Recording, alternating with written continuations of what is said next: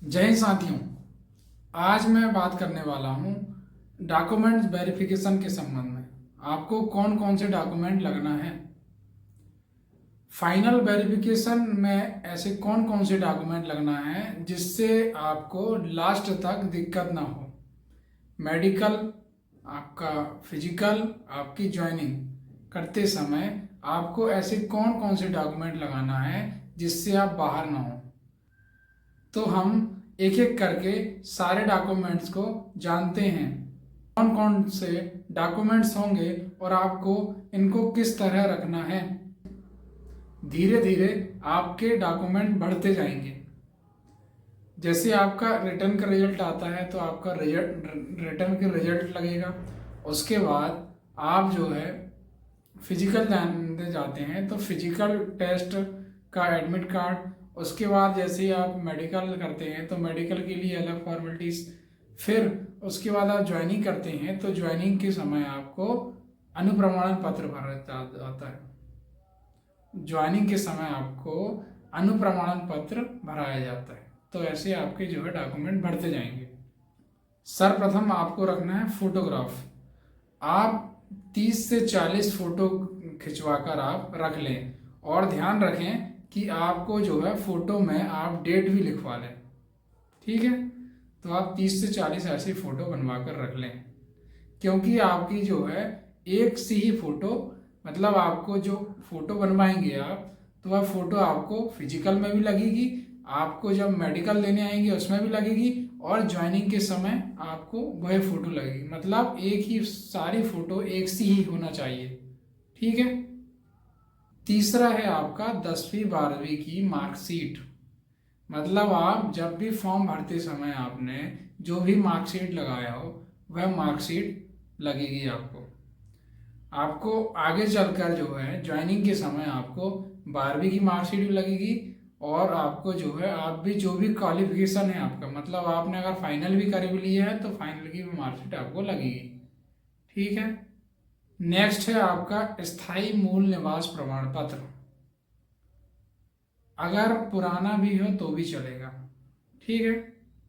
कई बार मुझे कमेंट आई है कि सर वो तहसीलदार का भी चल जाएगा। बिल्कुल चल जाएगा। एसडीएम तहसीलदार का स्थायी मूल निवास प्रमाण पत्र चल जाएगा, बिल्कुल चलेगा। ठीक है। लेकिन ध्यान रखना, उसमें जब आप एसडीएम के पास अगर बनवा रहे हो तो एसडीएम साहब की सील होना चाहिए, और अगर आप तहसीलदार के यहाँ बनवा रहे हैं तो तहसीलदार साहब की सील होना चाहिए। ठीक है। अब आपको लगेगा पैन कार्ड। पैन कार्ड तो आपको जो है फिजिकल के समय नहीं लगेगा, लेकिन पैन कार्ड आपको लगेगा ज्वाइनिंग के समय। तो पैन कार्ड अगर आपका नहीं भी बना होगा तो आप पैन कार्ड बनवा लें, अभी बहुत समय है तो आप पैन कार्ड बनवा लें तब तक। नेक्स्ट है आपका रोजगार पंजीयन।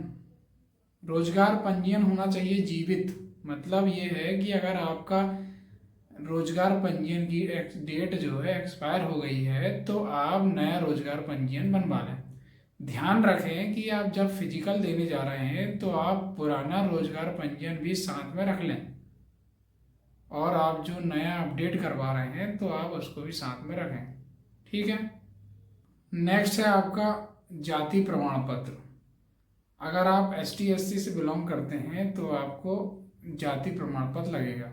नेक्स्ट है आपका, अगर आप जनरल कैटेगरी से हैं और अगर आपका EWS सर्टिफिकेट है तो आपको EWS सर्टिफिकेट लाना है, और अगर आप OBC के हैं या जनरल के हैं तो आपको जो है आय प्रमाण पत्र साथ में रखना है। ठीक है, आप आय प्रमाण पत्र भी बनवा कर रख लें। नेक्स्ट है आपका समग्र आईडी।